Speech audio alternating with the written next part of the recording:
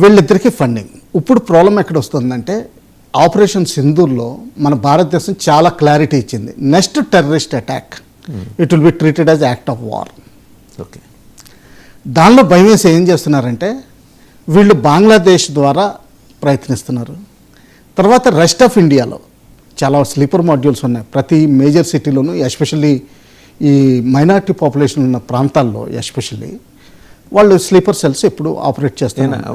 Notable cities ఉన్నాయి sir? Hyderabad, Coimbatore, తర్వాత ఉడిపి దగ్గర భద్రక్ అనుకుంటాను, భద్రక్కే, పూనా, బాంబే, మీకు కొంతవరకు అహ్మదాబాద్, దానిపైన మన వెస్టర్న్ యూపీలో అలీగఢ్, ఇటువంటి ప్రాంతాలు. ఇంకా పైకి వెళ్తే కాశ్మీర్ వ్యాలీలో ప్రాపర్ కంప్లీట్గా ఉన్నారు. అలాగే వెస్ట్ బెంగాల్లో Murshidabad, north and south Parganas, తర్వాత నార్త్ అండ్ సౌత్ దినాజ్పూర్, ఈ డిస్ట్రిక్ట్స్ బార్డర్, బంగ్లాదేశ్ బార్డర్లో ఏవైతే డిస్ట్రిక్ట్స్ ఉన్నాయో కొంచెం వరకు మాల్డా పర్వాలేదు, మాల్డా తప్పించి మిగతా డిస్ట్రిక్ట్లన్నీ ఇన్వాల్వ్మెంట్ ఉన్నాయి. ఇందులో పాపులేషన్ కూడా చాలా హెవీగా ఉంది. ఇన్ఫిల్ట్రేషన్ చాలా ఈజీ, ఎందుకంటే ఫెన్సింగ్ పూర్తిగా అవ్వలేదు కాబట్టి దానివల్ల ఇన్ఫిల్ట్రేషన్ తీసుకురావడం. అక్కడ ఇప్పుడు ట్రైనింగ్ క్యాంప్స్ కూడా పెడుతున్నట్టు రిపోర్ట్స్ వస్తున్నాయి. వెస్ట్ బెంగాల్లో, బంగ్లాదేశ్లో. ఓకే, ఆ బంగ్లాదేశ్లో పెట్టిన ట్రైనింగ్ క్యాంప్స్లో కరడుగట్టిన ఎల్ఈటీ జేఈఎం కేడర్స్ వస్తారు పాకిస్తాన్ నుంచి, వయా నేపాల్ అన్న రావచ్చు, డైరెక్ట్ బంగ్లాదేశ్ ఫ్లైట్లో రావచ్చు, లేకపోతే షిప్లో రావచ్చు.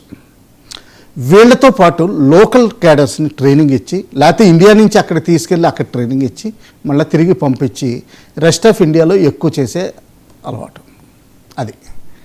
జమ్మూ కాశ్మీర్లో ప్రస్తుతానికి తక్కువ చేసే అవకాశాలు తక్కువ ఉన్నాయి, ఎందుకంటే అంటే తగ్గిపోతున్నాయి అసలంటూ ఉన్నాయి. విజిల్ పెరిగింది. ఇదిగో నిన్న 150 మంది ఓజీడబ్ల్యూ అంటారు, అంటే ఓవర్ గ్రౌండ్ వర్కర్స్, మామూలుగా పబ్లిక్ పాపులేషన్లనే తిరుగుతా టెర్రరిస్టులకు ఎవరైతే అడ్మినిస్ట్రేటివ్ లాజిస్టిక్స్ సపోర్ట్ ఇస్తూ ఉంటారో, ఇన్ఫర్మేషన్ సపోర్ట్, వాళ్ళందరినీ 150 మంది వరకు అరెస్ట్ చేయడం జరిగింది. అంటే లైక్ సింపథైజర్స్ కంటే ఓజీడబ్ల్యూస్ యాక్టివ్ అండి. అంటే లాజిస్టిక్ వర్క్ కూడా చూస్తారు, లాజిస్టిక్స్, ఇన్ఫర్మేషన్, ఇంటెలిజెన్స్ టెర్రరిస్టులకు వచ్చిన తర్వాత ఎక్కడో ఒక షెల్టర్ తీసుకుని ఉంటారు, ఒక ఇంట్లో ఉంటారు, లేకపోతే అండర్ గ్రౌండ్ బంకర్స్లో ఉంటారు, లేకపోతే హిల్లీ ఏరియాస్లో ఉంటారు, రిమోట్ విలేజెస్లో. బంకర్స్ కాశ్మీర్లో వాళ్ళు నిర్మించుకున్నారు, ఏర్పాటు చేసుకున్నారండి. బంకర్స్ అంటే అండి ఇప్పుడు మనం ఇదేంటిది అండర్ గ్రౌండ్ అంటాం కదా, అంటే బేస్మెంట్ అంటాం మనం. ఇప్పుడు హైదరాబాద్లోనే చాలా బేస్మెంట్లు ఉంటాయి, -2 ఫ్లోర్స్ ఇవన్నీ, అటువంటి వాటిల్లో ఉంటారు. జనరల్గా ఎవరు వెళ్ళనిది అటువంటి వాటిలో పార్కింగ్ స్లాట్స్ టైపు. అలాగే బంకర్స్ కూడా యాక్చువల్గా ఉంటాయి, సిమెంట్ తోటి కట్టి ఉంటాయి, చెక్కతోటి కూడా కట్టి ఉంటాయి. ఒక్కోసారి ఎంత వీలుగా ఉంటుందంటే మామూలుగానే మన ఆ రూమ్లోకి వెళ్ళి మొత్తం సెర్చ్ చేసినా కానీ దొరకరు. ఆ చెక్క వెనకాల ఎక్కడో మొత్తం మీద అటక మీద దాక్కుని ఉంటారు, అటక మీద మొత్తం షెల్ఫ్లో చేసేస్తారు. మొత్తం కమ్యూనికేషన్ ఎక్విప్మెంట్ అన్నీ ఉంటాయి, అల్ట్రా మోడర్న్, వాళ్ళకి భోజనాలు సప్లై ఇవన్నీ కరెక్ట్గా చేస్తూ ఉంటారు. ఆ విధంగా వాళ్ళు ఆర్గనైజ్ బాగా చేసుకుంటారు. వాళ్ళకి ఇన్ఫర్మేషన్ ఇవ్వాలి. ఏ జిల్లాలు సార్ కాశ్మీర్లో ఇవి? కాశ్మీర్లో మీకు బేసికలీ బారాముల్లా ఒకటి, తర్వాత బారాముల్లాలో సోపూర్ అన్నది గిలానీ గారి హోమ్ ప్లేస్ కాబట్టి అక్కడ బాగా స్ట్రాంగ్. తర్వాత బడ్గాం కొంచెం తక్కువ, శ్రీనగర్ దగ్గరలో ఉండడం, తర్వాత ఒమర్ అబ్దుల్లా గారి కాన్స్టిట్యున్సీ అది కొంచెం తక్కువ ఉంటుంది. ఇక సౌత్కి వస్తే పుల్వామా, అనంతనాగ్, ఈ 2 జిల్లాలు ఏమవుతుందంటే కొండల దారులు ఉంటాయి. ఇటు పూంచ్కి పుల్వామాకి యాక్సెస్ దొరుకుతుంది, అటు అనంతనాగ్ ఇదైతే కొండల్లోకి వెళ్ళిపోతుంది. దాని తర్వాత లే లడాక్ కొండలు చాలా తీవ్రంగా ఉంటాయి కాబట్టి పట్టుకోవడం చాలా కష్టం అవుతుంది.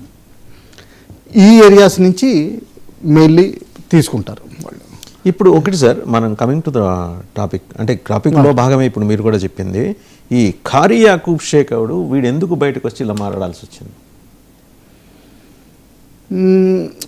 ఇతని బయోగ్రఫీ మనకు అంత తెలియదండి. బేసికలీ ఏంటంటే వీళ్ళందరికీ ఫ్యామిలీ టైస్ కానీ ట్రైబల్ టైస్ కానీ ఉంటాయి. Reportedly close associate of Hafiz Saeed అని అన్నారు. ఇప్పుడు క్లోజ్ అసోసియేట్ అంటే ఏమవుతుందంటే వాళ్ళు కూడా ఇప్పుడు మనకి ఒక హైకమాండ్ ఉంది పొలిటికల్ పార్టీకి, వేరియస్ స్టేట్లో లీడర్స్ ఉంటారు. సో వాళ్ళందరూ క్లోజ్గానే ఉంటారు, క్లోజ్ లీడర్సే అంటారు. సో అలాగా పాకిస్తాన్లో కూడా వేరియస్ ఇన్ఛార్జెస్ ఉంటారు. కరాచీకి ఒక ఇన్ఛార్జ్, సుక్కూర్కి ఒక ఇన్ఛార్జ్, రహీమ్ యార్ ఖాన్కి ఒక ఇన్ఛార్జ్, తర్వాత ఉమర్కోట్కి ఒక ఇన్ఛార్జ్, ఎందుకంటే ఉమర్కోట్లో ఒక మత ఛాందస ప్రవక్త ఉన్నాడు వాళ్ళకి. మన ఇండియన్స్ కూడా వెళ్తారు అక్కడికి ఆ మసీదుకి. సో ఇటువంటి లాహోర్కి ఉంటారు. సో వీళ్ళందరూ క్లోజ్ అంటారు. క్లోజ్ అన్నది ఏమీ లేదండి. ఈ రోజు ఎవరి రిక్వైర్మెంట్ ఎక్కడుంటే రిక్వైర్మెంట్ బట్టి వాళ్ళు క్లోజ్ అంటారు. తర్వాత ఇంకోటి గుర్తుపెట్టుకోండి, ఈ ఉగ్రవాద సంస్థల్లో ఈగో ఇన్ఫ్లేట్ చేయాల్సి ఉంటుంది. ఆ ఈగో ఇన్ఫ్లేట్ చేసేటప్పుడు ఏమవుతుందంటే అందరినీ దగ్గరలోనే ఉన్నవాడు అంటారు, నువ్వే నాకు ఇది, నువ్వే నాకు ఆసరా అలా అంటారు. యాక్చువల్గా ఏంటంటే ఫ్యామిలీ టైస్లోనే ఉన్నాయి వాళ్ళకి లింక్స్. ఓకే, ఇంకా అంతకంటే అవసరాన్ని బట్టి ఉంటుంది. మన పంజాబ్లోనే చూడండి, ప్రతి టెర్రరిస్ట్ని లెఫ్టినెంట్ జనరల్ అనేవారు, మేజర్ జనరల్ కింద కూడా అనుకునేవారు కాదు. సో అలా జనరల్ సింగ్ అని వేస్తారు. సో ఆ విధంగా ఏంటంటే ప్రతి వాళ్ళకి ర్యాంక్ పెంచడం ఒకటి జరుగుతుంది. ఒక పేరు బయటకు వచ్చేసరికి యాక్చువల్ ఆపరేటర్స్ బయటికి పేర్లు రావు, వాళ్ళు సైలెంట్గా ఆపరేట్. ఇవన్నీ పెరిఫెరల్ ఆపరేషన్, ఇవన్నీ పెరిఫెరల్. ఒకవేళ ఈ అన్నోన్ గన్మెన్ వీళ్ళని టార్గెట్ చేసినా మా సీనియర్ లీడర్ చచ్చిపోయాడని చెప్పి సింపతి దొరుకుతుంది.